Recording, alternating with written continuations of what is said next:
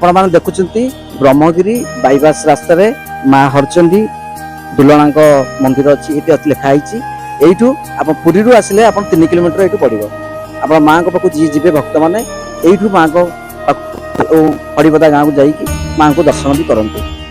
माँ को महिमा अपार और माँ को पाक समस्ते मंगलवार और शनिवार दिन माँ को पीठ को जाऊँ रास्ता देखिए जाऊँ भक्त मैंने आपण मानक ये देखली आप लेखाटा केमती देखु।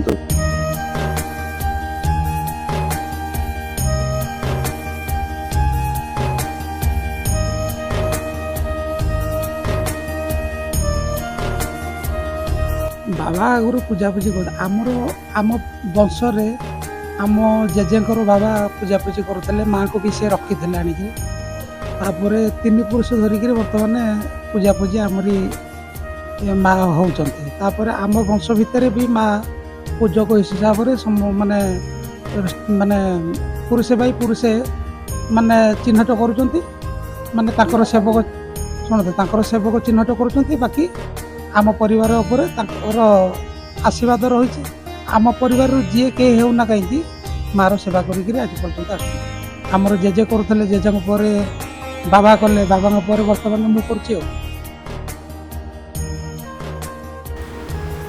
पुरी ब्रह्मगिरी रास्ता मंगलाघाट छक आगक गले पड़े खड़ीपदार रेवती रमण ग्रामर आराध्या ठाकुराणी माँ दुलणी मंदिर अवस्थित।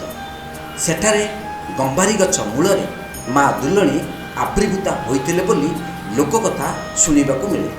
माँ को महिमा अनेक। माँ को कृपारू भक्त माने विभिन्न रोग व्याधि उपशम पाउछन्ति। पूजकों झड़ाफुंका जो अनेक गुहारी मनस्कामना पूर्ण होउछि। मंगलवार और शनिवार भक्तों गहली बढ़ुछि।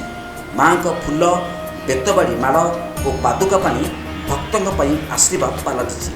माँ को मंदिर रे 10 भौणी अवस्थान कर माँ हरचंडी माँ दुलणी माँ भुआशुणी माँ नालदेई माँ चंद्रावती माँ पंचमुखी मंगला माँ भगवती माँ बुढ़ीमा माँ लक्ष्मी और माँ वनदुर्गा विद्यमान। प्रत्येक दिन फूल चंदन सिंदूर सह माँ को बेश कर जाए। द्वारपाल भावे जया विजया 2 भौणी रही बेढ़ारे 10 विद्या दृश्यमान होउछन्ति। मंदिर सम्मुखरे हाथी उपरे सिंह विराजमान करिसेंति। मंदिर सम्मुखरे बहु वर्षर बरगछटिए रही। मुख्य पर्व माँ को झामुजात। झामुजात रणनिया भक्ता माने चली था। सबु संक्रांति सह दशहरा पर्व पालित होउछि। संक्रांति भजन कीर्तन ग्रामवासी पक्षर अनुष्ठित होता है। धूप दीप झुणा घंटनाद सह बाजारे आध्यात्मिक परिवेश सृष्टि होउछि। अशोक कुमार मल्लिक भास्कर मल्लिक लक्ष्मीधर मल्लिक प्रफुल्ल मल्लिक और सुबल मल्लिक माँ को नीतिकांति संपादन करुछन्ति। ग्रामर लोक माने और युवक माने ठाकुराणी मंदिर रे समस्त शुभ कार्यक्रम सह मनस्कामना पूरण पर माँ को पीठरे जाचंगा भोजी करिथांती। जेते दुख कष्ट पड़िले भी थरे जी माँ को हृदय सह डाकिची माँ तार मनस्कामना पूरण करछन्ति। माँ को कालेसी माँ को फूल पादुका पानी और बेतरे छोट पिला छाड़ा सह मंत्र फुंकती। एथिपाई सेठारे गहली लगी था। झड़ा फुंकारे विश्वास रही बोली श्रद्धालु माने कहती। माँ दुलणी पाखकू आखपाख ग्राम समेत जिला बाहर अनेक भक्त आसुचंती। निष्ठा और भक्तिर सह माँ दुलणी ठाकुराणी पाखकू आसंतु माँ ठारू आशीर्वाद प्राप्त होंतु।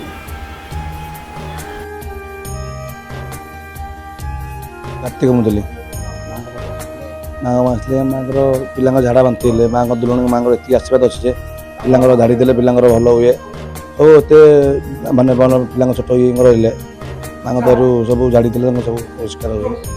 माँ पाखे आम सदाबले भक्त माँ को जाकि पणत खंडे नहीं बांधिदेले जर फर सब छाड़ी माँ को पकड़ पिला 2 मुंडल झाड़ा बांति हेले जर फर हेले आसिले ठाकुर माँ पाक भल हो जाए। सब विश्वास नहीं सब दुलना अर्चना से 7 भौणी अच्छी। मुझे जेबठार आसिली मुझे माँ को चाहिए जो कम डाकी गोटे मो पुअर देह खराब एत सीरीयस देह खराब है ବି ମେଡ଼ିକାଲ ନେଇକି ଯିବାକୁ ବି ସୁବିଧା ନଥିଲା। ମୁଁ ଆସିଲି ସିଧା ଗୋଟେ ଫୁଲ ନେଲି ମୋ ପୁଅକୁ ଝାଡ଼ିଦେଲି ମାଆଙ୍କ ପାଖରେ। ସେତିକିରେ ମୋ ପୁଅ ଭଲ ରହିଲା। ଆଉ 2 ଦିନ ପରେ ମେଡ଼ିକାଲ ଗଲି। ତାପରେ ମୋ ଶ୍ୱଶୁରଙ୍କର ଗୋଟେ ବାତ ମାରିଲା, ସେ ପାଟି ଗୋଡ଼ ହାତ ପୁରା ବନ୍ଦ। ସିଧା ଆସିଲି ଏଠି ଦୀପ ଲଗେଇଲି। ମୁଁ କହିଲି ମା ଦୀପ ଜଳେଇଲା ମୋ ଶ୍ୱଶୁର ଯେମିତି ଭଲ ହେବେ। ସକାଳ ପର୍ଯ୍ୟନ୍ତ ମୁଁ 12ଟା ରାତିରେ ଦୀପ ଜଳେଇକି ଗଲି। ସକାଳ ପର୍ଯ୍ୟନ୍ତ ଦୀପ ଜଳୁଛି। ସକାଳୁ ମୋ ଶ୍ୱଶୁର ମାନେ ପୁରା ହାର୍ଟ ବନ୍ଦ ହେଇଯାଇଥିଲା, ସେ କଥାବାର୍ତ୍ତା ବି କରୁଛନ୍ତି। ତ ଯାଇଥିଲୁ ନୀଳମାଧବ ବୁଲିବାକୁ। ସେଦିନ ରାତିରେ ମୁଁ ଗୋଟେ ସ୍ୱପ୍ନ ଦେଖିଲି ଯେ ଆମର ଗୋଟେ ଅସୁବିଧା ହେବ, ଆମେ ଯାଉନି। ମୁଁ କହିଲି ମୁଁ ସମସ୍ତଙ୍କୁ କହିକି ଗାଡ଼ି ବି ଠିକ୍ କରିସାରିଲାଣି, ପିଲାମାନେ ବି ଖୁସିରେ ବାହାରିଛନ୍ତି। ଆସିଲି ମୁଣ୍ଡିଆଟେ ମାରିଲି, ମାଆଙ୍କୁ ଡାକିଲି, ଗୋଟେ ଫୁଲ ନେଲି, ମୁଁ ନିଜେ ଗାଡ଼ିରେ ବସିଲି। ମୋତେ ଯେମିତି ଜଣେଇଲା କିଏ ଯେ ତୁ ବସ ଆଗରେ। ମୁଁ ଫୁଲମାଳ ଧରିକି ଗାଡ଼ି ଆଗରେ ବସିଲି। ଗଲା ବସିକି ମୋର ଟିକେ ପ୍ରକୃତି ଅଛି, ଗାଡ଼ିରେ ଟିକେ ବସିଲି, ଟିକେ ଆଡ଼େ ସାଡ଼େ ମନେ ଫୁଲମାଳଟେ ଦିଅଙ୍କ ପାଖରେ ଥୋଇଦେଇ ଗଲା ମୁଣ୍ଡିଆ ମାରିଲି ଯେ ଯାଉଛୁ କିଛି ନାହିଁ। ଗାଡ଼ି ହଠାତ୍ ବନ୍ଦ ରହିଗଲା ବୋଲି ଆଉ ଗାଡ଼ି ଚାଲିଲାନି। ମୁଁ କହିଲି ମା ତୋତେ ଡାକିରି ଆସିଲି, ତୁ ଗାଡ଼ି ଆମେ ରହିଗଲା, ମୁଁ ପିଲା ଛୁଆଙ୍କୁ ଧରିକି ଆସିଛି, ଏତେ ବାଟ କେମିତି ଯିବି। ସେଇଠୁ ମୁଣ୍ଡିଆ ମାରିଲି, ଗାଡ଼ିରୁ ଓହ୍ଲେଇଲି, ସେଇଠୁ ମୁଣ୍ଡିଆ ମାରିଲି। ମନକୁ ଗାଡ଼ି, କାରିଗର ନାହିଁ କିଛି ନାହିଁ, ରାସ୍ତା ମଝିରେ ପୁଣି ଗାଡ଼ି ଚାଲିଲା ଯେ ନୀଳମାଧବ, ଢେଙ୍କାନାଳ ଜିଲ୍ଲାର ନୀଳମାଧବ। ଆମେ ବୁଲିକିରି ଆସିଲୁ, ଆଉ କିଛି ଅସୁବିଧା ନାହିଁ। ଆମର ଜଣେ ଭାଇ ଅଛନ୍ତି, ତାଙ୍କ ନାଁ ଦେବେନ୍ଦ୍ର ମଲ୍ଲିକ ବୋଧେ, ହଁ ଦେବେନ୍ଦ୍ର ମଲ୍ଲିକ। ସିଏ କରୋନା ଯେତେବେଳେ ଚାଲିଥିଲା, ସେ କରୋନାରେ ଯେତେ ଗାଡ଼ି ଚଲାନ୍ତି, ସେ ଡ୍ୟୁଟି କରନ୍ତି। କରୋନା ଡ୍ୟୁଟିରେ ଭଲ ପଇସା ଆସିଲା ଗଭର୍ଣ୍ଣମେଣ୍ଟର। ସିଏ କ'ଣ କଲେ, କରୋନାକୁ ନ ମାନିକି ଡ୍ୟୁଟି କରିବାକୁ ଗଲେ, କିନ୍ତୁ ତାଙ୍କୁ ବି କରୋନା ହେଇଗଲା। ସିଏ ସେଇଠି ମାଆଙ୍କୁ ଯାଇଥିଲେ, ମା ମୋର ଯେମିତି କିଛି ନ ହଉ, ମୋ ଦେହ ଭଲ ରହୁ, ମୁଁ ଗଲେ 108 ଦୀପ ଜାଳିବି। ସିଏ ଘରକୁ ଆସିକି ମନ୍ଦିର ଚାରିପଟ ଯାକ ଦୀପ ଜଳିଲେ, ବହୁତ ସୁନ୍ଦର ବି ଲାଗିଲା। ଯେ କ'ଣ ପାଇଁ ଦୀପ ଜାଳୁଛି ନା, କରୋନାରେ ଯେଉଁ ଏରିଆରେ ମାନେ ମାଛି ଉଡ଼ିବେନି, ସେ ଏରିଆରେ ମୁଁ ଗାଡ଼ି ଚଲେଇ ରୋଗୀ ବୋହିକି ନେଇ ସେଇ ଭାଇ ଆସିଲେଣି। ସେଇ ଭାଇ ସେ ତାଙ୍କର ବି ଅନୁଭୂତି ନିଜେ ବି କହିପାରିବେ। ସିଏ କହିଲେ ମୁଁ କରୋନାରେ ଯାଇକି ମୁଁ ସେଠୁ ଗାଡ଼ି ଚଲେଇକିରି ଲୋକମାନଙ୍କୁ ସେବା କରିକିରି ମୁଁ ଆସିକି ଘରେ ଭଲରେ ପହଞ୍ଚି ପାରିଲି। ହଁ, ପିଲାମାନଙ୍କର ଝାଡ଼ା ଜ୍ୱର ବାନ୍ତି ହେଲେ ଏଠିକି ଆଣନ୍ତି, ଭଲ ହୁଅନ୍ତି, ଝାଡ଼ିକି ଯାଆନ୍ତି। ଆଉ 7 ଦିନ ପୁଣି ମେଲାଣି ଦେବା ପାଇଁ ଆସନ୍ତି। ଆଉ ପିଲାବେଳୁ ଆମ ବାପା ଜେଜେ ବି ଏଠି ଆମକୁ ଜ୍ୱର ଝାଡ଼ା ହେଲେ ବି ଆଣିକି ଝାଡ଼ିକି ନିଅନ୍ତି, ଭଲ ହେଇଯାଏ। ଆଉ ଆମେ ପିଲାବେଳୁ ବିଶ୍ୱାସ ରଖିଛୁ ମାଆଙ୍କ ଉପରେ, ମା ଦୁଲଣା ସମସ୍ତ ଡାକେ ଏଇ ନାଁଟା। ଆଉ ସମସ୍ତେ ଆସନ୍ତି ଏଠିକି, ଦୂରରୁ ବି ଲୋକ ଆସନ୍ତି। ଆମେ ବି ପିଲାବେଳୁ ଏଠିକି ଆସିଥିଲୁ, ଯେତେବେଳେ ଆସି ଭଲ ହେଇକି ବି ଯାଉ। ପାଦୁକ ଦିଅନ୍ତି, ସେ ପାଣି ପାଦୁକ ସିନ୍ଦୁର ଝାଡ଼ିକି ଦିଅନ୍ତି।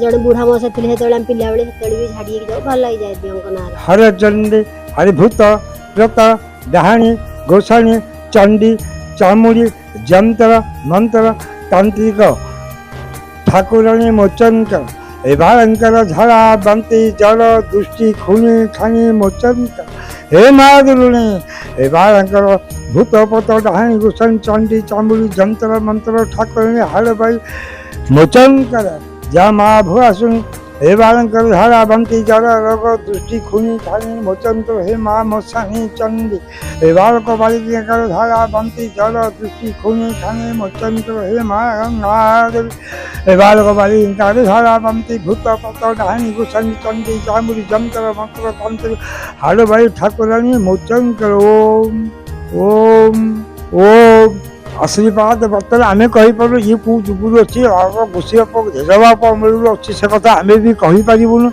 ବର୍ତ୍ତମାନ ଆମେ ବାପା କହନ୍ତି ଯେ ବର୍ତ୍ତମାନ ସେ ବହୁ ଦୂରରୁ ଆସି ସ୍ଥାପନା ହେଇଛନ୍ତି। ବର୍ତ୍ତମାନ ଦୁର୍ଗାଙ୍କ ପାଖରେ ଜଣେ ମାନେ 4ଟି କାଳିଶୀ, ଦୁର୍ଗାଙ୍କର ହେଉଛି ସୁବଳ କାଳିଶୀ, ପଞ୍ଚମଙ୍ଗଳାଙ୍କର ପ୍ରଫୁଲ୍ଲ, ନାଳଦେବୀଙ୍କର ଲକ୍ଷ୍ମୀଧର, ତାପରେ ହରଚଣ୍ଡୀର ନରସିଂହ କାଳ, ସେଇ 4ଟି ଆଉ ନାହିଁ। ପର୍ବପର୍ବାଣି ବର୍ତ୍ତମାନ ଶୁଣ, ଚୈତ୍ର ମାସରେ ଝାମୁ ହବ, ବୈଶାଖ ମାସରେ ଜନ୍ତାଳ ହବ, ତାର ବୈଶାଖ ମାସରେ ଝାମୁ ଚଲା ହବ। ଶୁଣନ୍ତୁ ଆଜ୍ଞା, ସେତେବେଳେ ଆମେ ବି ଜନ୍ମ ହେଇନଥିଲୁ। ଆମର ଜେଜେଙ୍କର ବାବା ଯେତେବେଳେ ଥିଲେ, ସେତେବେଳେ ତାଙ୍କ ଦେହରେ ମାର ଲାଗୁଥିଲେ। ବର୍ତ୍ତମାନ ସେ ସମୟରେ କଣ୍ଠପୁରରେ ଯେଉଁ ହଇଜା ବାଡ଼ି ବସନ୍ତରେ ସବୁ, ସେତେବେଳେ ମେଡ଼ିସିନ କିଛି ବାହାର ନଥିଲା। ହଇଜା ବାଡ଼ି ବସନ୍ତରେ ଯେତେବେଳେ ସୁଅ ଶୋଉଥିଲେ, ଘରେ ଘରେ ସେଜ ପଡ଼ୁଥିଲା, ଲୋକ ବି ସେଇଥିରେ ମରୁଥିଲେ, ବୁଝିଲେ କି। ସେଇ ସମୟରେ ସେ 7 ଖଣ୍ଡକ ଆଜ୍ଞା ତାଙ୍କୁ କୋକୟା ଭୟ ହେଇଗଲା।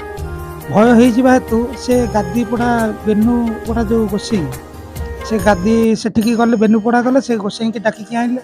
ସେ ଗୋସେଇଁ ବି ଇଏ ଚତୁଃପାର୍ଶ୍ୱରେ ଯେତେ ଦେବାଦେବୀ ଅଛନ୍ତି ସବୁ ମନ୍ଦିର ଗଲେ, ସବୁଠି ଟିକେ ଛିଡ଼ା ହେଇକିରି ବଇଁଶୀ ବଜେଇଲେ। କିନ୍ତୁ ଚାରିଆଡ଼ୁ ବୁଲିବାଲିକିରି ଲାଷ୍ଟକୁ ତାଙ୍କ ବଡ଼ ଗାଁ ମୁଣ୍ଡେ ଯେଉଁ ଅଛନ୍ତି ଗାଦି ବ୍ରହ୍ମ, ସେଇଠି ବସିଲେ ଚକା ପକେଇକିରି। ସେଇଠୁ 7 ପାଟଣା ଲୋକ ତ ଡାକିକି ଆଣିଛନ୍ତି, ସେମାନେ ସେଇଠୁ ସେଇଠି ତାଙ୍କ ସିଏ ଯେତେବେଳେ ସେ ମାଆଙ୍କ ବାରଣ୍ଡାରେ ବସିଲେ, ଏମାନେ ସବୁ ତଳେ ବସିଲେ। ବସିବା ଭିତରେ ଗୋସାଇଁକି ତ ଡାକିକି ଆଣିଛୁ, କ'ଣ ୟାର ରହସ୍ୟ କହିବେ, କେମିତି ଗାଁରେ ସେଜ ପଡ଼ୁଛି, ଲୋକ ମରୁଛନ୍ତି, କେମିତି ଏଇଟା ସମାଧାନ ହେବ। ସେଠୁ ଗୋସାଇଁ ସେଠିକି ବସିଲେ। ଲୋକ ଯେତେବେଳେ ପଚାରିଲେ ଆଜ୍ଞା ୟାର ସମାଧାନ କ'ଣ, ଗୋସାଇଁ କହିଲେ ଯେ ଦେଖନ୍ତୁ ଇଏ ଚତୁଃପାର୍ଶ୍ୱରେ ଯେତେ ମନ୍ଦିର ମୁଁ ଚାରିଆଡ଼େ ବୁଲି ଆସିଲି, ବର୍ତ୍ତମାନ କେହି ତୁମକୁ ରଖିଲା ବାଲା ଏ ଭିତରେ ନାହିଁ। ସେଇ ଯେଉଁ ଦୁଲଣୀ ବୋଲି କହୁଛ, ତମେ ଗାଁଟାକ 7 ଖଣ୍ଡ ଗାଁଟାକ ସେଇଠିକି ଯାଅ, ତାରି ପାଖରେ ମାନେ ଅଧିଆ ପଡ଼ିବ, ସେଇ ତୁମକୁ ରଖିବ, ନଚେତ ଆଉ କେହି ରଖିବ। ସିଏ ବେନୁପଡ଼ା ସେ ଗୋସାଇଁ ଏକଥା କହିକିରି ଗଲେ। ତାପରେ 7 ଖଣ୍ଡ ଗାଁର ଲୋକ ଏଠିକି ଆସିଲେ। ଆମ ଜେଜେବାପା ଥିଲେ ସେତେବେଳେ, ଜେଜେବାଙ୍କ ବାପା, ହଁ ଆସିଲେ।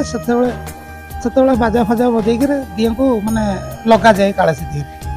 ସେଇ ସବୁ ଜିନିଷ କରିବା ଭିତରେ ଠାକୁରାଣୀ ଲାଗିଲା। ଲୋକ କହିଲେ ଆଜ୍ଞା ଏମିତି ଆମ ଗାଁରେ ସେଜ ପଡ଼ିଛି, ବେନୁପଡ଼ା ଗୋସାଇଁ ଆସିଥିଲେ, ଏମିତି କହିଛନ୍ତି ଆପଣ ରଖିବେ, କିନ୍ତୁ ଆଉ ରଖିଲା ବାଲା ଏ ଭିତରେ କେହି ନାହିଁ। ଆପଣ ଯଦି ନ ରଖିବେ ଆମେ 7 ଖଣ୍ଡ ଗାଁ ଆଜ୍ଞା ଭାସିଛୁ। ସେଇଠୁ ମା କହିଲେ ହଉ ଠିକ୍ ଅଛି, ଯଦି ମୁଁ ରଖିବି ବୋଲି ଗୋସାଇଁ କହିକି ଯାଇଛନ୍ତି ତାହେଲେ ମୁଁ ରଖିବି। ଆଉ ତମେ ସବୁ ଏଇ ଜିନିଷ ଯୋଗାଡ଼ କର, ଆଉ ବୁଝିଲେ କି। ମନ୍ଦିରରୁ ଅଧର ଆଣ, ତାପରେ ଖଇଙ୍ଗା ଶୁଖୁ ଆଣ, ପଣା ପାଣି, ବିଭିନ୍ନ ପ୍ରକାର ଜିନିଷ ତାଙ୍କୁ ଅର୍ଡ଼ର କରେ। ଅର୍ଡ଼ର କରିବା ଭିତରେ ସେ ସବୁ ଇଏ କଲେ। ତାପରେ ମା ଏଇଠୁ ଲାଗିକିରି ଗଲେ। ଲାଗିକି ଯାଇକିରି ଯେତେବେଳେ ଘରେ ସେଜ ପଡ଼ିଛି, ମା ତ ଲାଗିଛନ୍ତି ମନ ଇଚ୍ଛା ସବୁ ଘର ମାନଙ୍କରେ ପଶିକିରି ସବୁ ସେ ଯେଉଁ ହଇଜା ବାଡ଼ିରେ ଯେଉଁ ପଡ଼ିଛନ୍ତି ସେ ରୋଗୀମାନଙ୍କୁ ସବୁ ଝଡ଼ାଝଡ଼ି କଲେ। ଝଡ଼ାଝଡ଼ି କରିକିରି ସବୁଠୁ ଲୋକଙ୍କୁ କହିଲେ ଏଇ ପଣା, ଏ ଯେଉଁ ଶୁଖୁଆ, ଏସବୁ ଜିନିଷ ଧରିକିରି ତମେ ଯାଇକିରି 3 ଚାଣ୍ଡି ମୁଣ୍ଡରେ ମେଲାଣି କରିଦେଇକି ଆସ। ଆଜିଠୁ କାଲିଠୁ ଆଉ ସେଜ ପଡ଼ିବ ନାହିଁ। ଆଉ ଯେଉଁଠି ବି ପଡ଼ିଛି ସେ ପିଲା ଭଲ ହେବ, କେହି ଆଉ ଗୋଟେ ମୁଣ୍ଡ ଆଉ ଏଠୁ ଯିବନି। ଏଇ କଥା କହିକିରି ଆସିଲେ। ତାପରେ ସତକୁ ସତ ଆଜ୍ଞା କାଲିଠୁ ଆଉ ସେଜ ପଡ଼ିଲାନି। ଆଉ ଯେଉଁ ସେଜ ବି ପଡ଼ିଥିଲା ସେ ଲୋକ ବି ଆଉ ମାନେ କ୍ଷତି ହେଲେନି, ସେମାନେ ସବୁ ବଞ୍ଚିଗଲେ। ଆଉ ଯିବା ଭିତରେ ସବୁଠୁ ମାଆର ନାଁଟା ଡାକ ହେଇଗଲା ଦୁଲଣୀ ବୋଲି। ଆଉ ଏଇ ଆମର ମାଆଙ୍କର ଯେଉଁ ଅହ୍ୟା ଖୋଳା ହେଇକିରି ନିଆଁରେ ମାନେ ପ୍ରତ୍ୟେକ ମା ଯେଉଁମାନଙ୍କର ସବୁ କାଳିସୀ ଅଛନ୍ତି ତାଙ୍କ ଦେହରେ ଲାଗିକିରି ନିଆଁରେ ଚାଲନ୍ତି। ପ୍ରତ୍ୟେକ ଭକ୍ତ ସବୁ ଚାରିଆଡ଼ୁ ଆସନ୍ତି। କିଏ ପିଲା ଛୁଆ ହେଉନି, କିଏ ସେ ରୋଗ ବୈରାଗରେ ପଡ଼ିଛି, ବିଭିନ୍ନ ପ୍ରକାର ମାନସିକ ନେଇକିରି ଆସନ୍ତି। ତାପରେ ସେମାନେ ବି ତାଙ୍କ ମାନସିକ ବି ପୂର୍ଣ୍ଣ ହୁଏ। ତାପରେ ଦିନରେ ଏସବୁ ଜିନିଷ ସରିଯାଏ। ରାତିକି ପୁଣି ସାଂସ୍କୃତିକ କାର୍ଯ୍ୟକ୍ରମ ରୁହେ, ଯାତ୍ରା ପାର୍ଟି ହେଉ କି ରାମାୟଣ ମହାଭାରତ ଯେକୌଣସି ଜିନିଷ ରାତିକି ହୁଏ। 2 ଦିନ କାଳ ଯାତ୍ରା ଲାଗିକି ରହେ। ଆଉ ତାପରେ ଆଶ୍ୱିନ ମାସରେ ମାଆଙ୍କର 16 ପୂଜା ବି ହୁଏ। ଏଇ ଯୋଡ଼ିଏ ଯାତ୍ରା ହେଲା ମୁଖ୍ୟ। ହଁ, ମୁଁ ଶୁଣନ୍ତୁ ଆଜ୍ଞା, ମୋ ପାଖକୁ ଯେଉଁ ଭକ୍ତଟି ଆସୁଛି, ମୁଁ ଯାହାକୁ ଝଡ଼ା ଫୁଙ୍କା କରୁଛି କି ଯାହା ବି କରୁଛି, ସେ କେବେ ଫେଲ୍ ମାରିନି ଆଜ୍ଞା। ମାନେ ମୋ ଅନୁଭୂତି ମୁଁ କହୁଛି। ଏଠି ତ 4 ଜଣ କାଳିସୀ, ସେ କିଏ କ'ଣ କରୁଥିବ ମୁଁ ସେ କଥା ଜାଣିନି। ମୁଁ ଯେଉଁ ବର୍ଷେ ହେଲା ବର୍ତ୍ତମାନ ମାଆଙ୍କ ପାଖରେ ଅଛି, ମୁଁ ମାଆକୁ ଡାକିକିରି ଯାହାକୁ ଯାହାଟା ଦେଲି କି ଯାହାକୁ ଯେଉଁ ଜିନିଷ କହିଲି କି ଯାହାକୁ ଝାଡ଼ିଲି, ସେ ଲୋକ କେବେ ଫେଲ୍ ମାରିନି। ମୋ ଜାଣିବାରେ କେବେ ଫେଲ୍ ମାରିନି। କିନ୍ତୁ ମୋର ମାଆଙ୍କ ଉପରେ 100 ଗୁଣ ବିଶ୍ୱାସ ଥିଲା। ଯେହେତୁ ଯେଉଁ ଭକ୍ତ ଆସୁଛି ମୁଁ ତାକୁ ଝଡ଼ା ଫୁଙ୍କା କରୁଛି କି ନଚେତ ତାକୁ ଯାହା ବି ଦେଉଛି, ତା କାମ ଯେତେବେଳେ ହେଇଯାଉଛି, ମୋର ବିଶ୍ୱାସଟା ମାନେ 100ରୁ 5000 10,000 ଗୁଣା କହିଲେ ବି ଅତୁଟ ହେବନି। ମୋର ମାଆ ଉପରେ ବିଶ୍ୱାସ ବଢ଼ି ବଢ଼ି ଚାଲିଛି। ଘଣ୍ଟ ଘଣ୍ଟା ଧୂପ ଧୀପରେ କମ୍ପୁଛି ମାଆଙ୍କ ପୀଠ।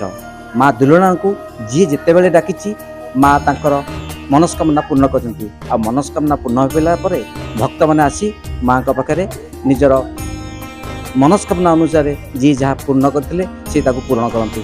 ଆଉ ସମସ୍ତେ ମାଆଙ୍କୁ ଆସିକି ଡାକନ୍ତି ଏବଂ ମାଆଙ୍କୁ ପାଖରେ ଆସି ସମସ୍ତେ ସମର୍ପଣ ହୁଅନ୍ତି। ମାଆଙ୍କ ପ୍ରସାଦ ବି ପାଆନ୍ତି, ଆଉ ମାଆଙ୍କର ପାଦୁକା ବି ପାଆନ୍ତି। ମାଆଙ୍କର ମହିମା କହିବାକୁ ଗଲେ ସମସ୍ତେ ଯିଏ ଯେତେବେଳେ ଡାକିଛି, ଯିଏ ଯେତେବେଳେ ଯାହା ଭାବିଛି, ମା ତାଙ୍କ କଥା ବୁଝନ୍ତି। ମାଆଙ୍କର ମହିମା ଅପାର। ମା ଯେତେ ଡାକିଲା ମାତ୍ରେ ମା ଓ କରନ୍ତି। ଦୁଲଣା ପୀଠରୁ କ୍ୟାମେରା ପର୍ସନ ରବି ଜେନାଙ୍କ ସହ ସୁଧାଂଶୁ କରଙ୍କ ରିପୋର୍ଟ, ତୀର୍ଥକ୍ଷେତ୍ର ଲାଇଭ୍।